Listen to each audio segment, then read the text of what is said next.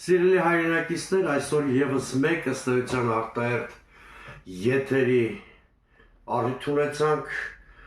դարձյալ իր գրեհիկաբանությամբ բոլորիս զարմացրեց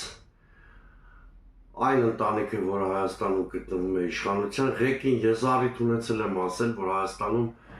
ավտորիտարիզմի ամենավտանգավոր տեսակն է ընտանիքապետությունը, որը իսկական պատոհաս է դարձել մեր ժողովրդի եւ պետության գլխին։ Երեք կառավարության հերթական նիստն էր, ոչ մի առիթ չկար, որ Նիկոլ Փաշինյանը անդրադառնա եկեղեցուն, եւ նա հանկարծ արհեստական ձևով ինչ-որ արհեստական թեմաներ փող կապակցելով անդրադարձավ եկեղեցուն անվանեց Չուլան, որտեղի պրտե անպետք բազմաթիվ իրեր են եկեղեցու շուրջ եւ այլն, չեմ ուզում նրա ելույթի բովանդակությունը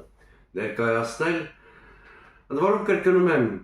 ոչ մի տեղից աղմուկ սարքեց Նիկոլ Փաշինյանը, մենք բոլորս եկեղեցիներում լինում ենք, մեր եկեղեցիների մեծամասնությունը շատ բարեկարգ տեսք ունեն, շատ բարեկարգ բակեր, ես չգիտեմ ինչից վերցրեց Փաշինյանը այս փաստը, ուզում եմ նկատել, որ Ադրբեջանի պրոպագանդան անմիջապես օգտվեց Փաշինյանի պասից, ասելով, որ հայերը իզուր են մեզ մեղադրում իրենց պատմամշակութային կրոնական ժառանգությունը ոչնչացնելու մեջ, որտեղ Փաշինյանը ասում է, որ իրենք են Չուլանի վերածել իրենց եկեղեցիները եւ այլն։ Սա գնահատելի նվեր էր Ադրբեջանի, Փաշինյանի արածը միանշանակ, միարժեք եւ զարմանալի չէ, ես հարձանագրել եմ, որ Փաշինյանը վաղուց սպասարկում է, շատ վաղուց սպասարկում է ուրեմն ադրբեջանական օրակարգ, մենք ըստ էության չունենք ազգային իշխանություն, Հայաստանում են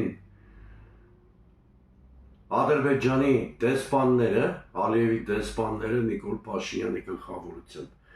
Եկեղեցու սպասավորները բնականաբար համարժեք պատասխան տվեցին Նիկոլ Փաշինյանին, սակայն մնալով գրական բառապաշարի ցիվիլ արտահայտությունների մեջ, եւ ահա այսօր առավոտ Նիկոլ Փաշինյանը եւ նրա կինը խուլիգանական, կարելի ասել հայրախառն արտահայտություններով հարձակվել են հայ առաքելական Սուրբ եկեղեցու, նրա հոգևոր իշխանության տողատակով վեհապարի վրա, ամենագրեհիկ բառերը օգտագործելով։ Սա վուլգար մատերիալիզմի դրսևորում է, մենք գործ ունենք խուլիգանապետության հետ, կամ ինչպես Վանոք ասել, գյադաների ժամանակն է։ Նիկոլ Փաշինյանն ըստ էության պատերազմ է հայտարարել Հայաստանին եւ հայ ժողովրդին, հայ ժողովուրդը պարտավոր է ընդունել պատերազմի մարտահրավերը, այլևս մենք գտնվում ենք մի հանգրվանում, որտեղ շատ պարզ